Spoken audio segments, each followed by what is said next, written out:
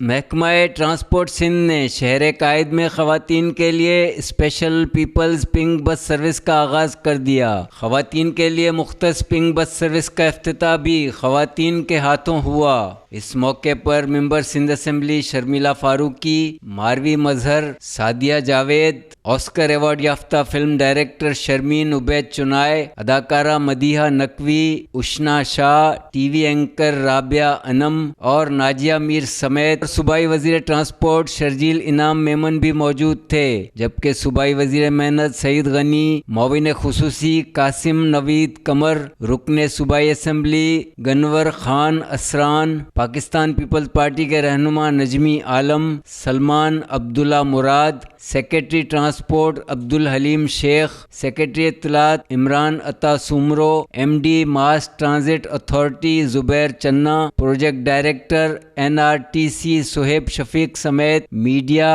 اور civil society سے تعلق رکھنے والی خواتین نے بڑی تعداد میں شرکت کی۔ اس موقع پر صوبائی وزیر ٹرانسپورٹ شرجیل انعام میمن، صوبائی وزیر محنت سعید غنی، اراکین سندھ اسمبلی شرمیلا فاروقی، ماروی مظہر نے تقریب سے خطاب کرتے ہوئے کہا، آج الحمدللہ جس بس سروس کا ہم کی شروعات کرنے جا رہے ہیں، یہ وومن امپاورمنٹ کا جو کانسیپٹ ہے،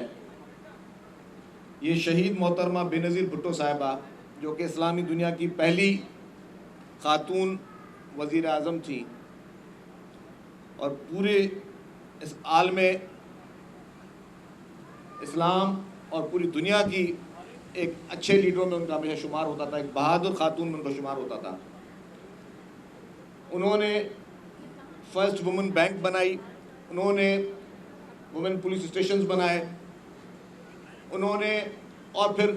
پوری پیپلز پارٹی کی لیڈرشپ نے، جب صدر محترمہ آصف زرداری صاحب نے اپنے دور میں بے نظیر انکم سپورٹ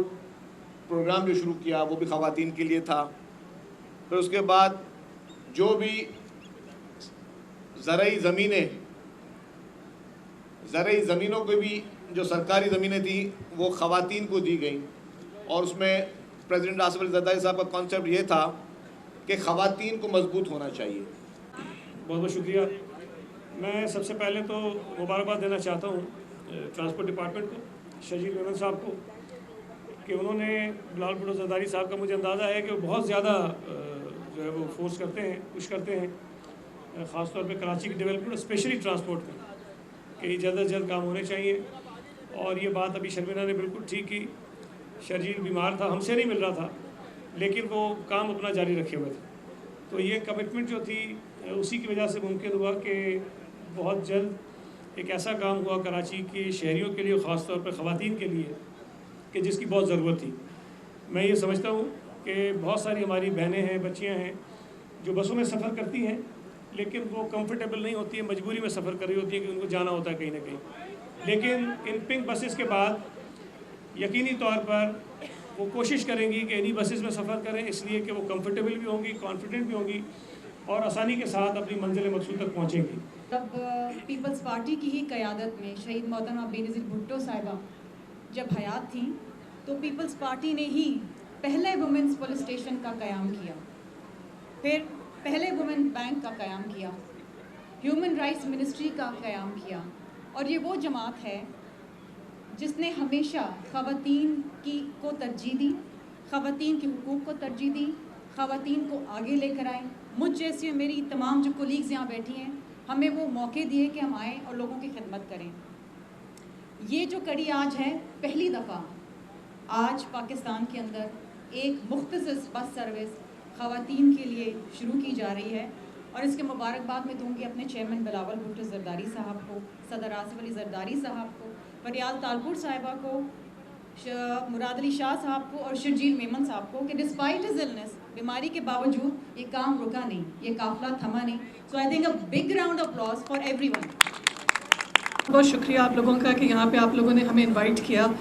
اور یہ ایک بہت ہی امپورٹنٹ آج کا دن ہے کہ عورتوں کے لیے بس سروس سٹارٹ ہو رہی ہے۔ یہ نہ صرف ایک کمیونیکیٹو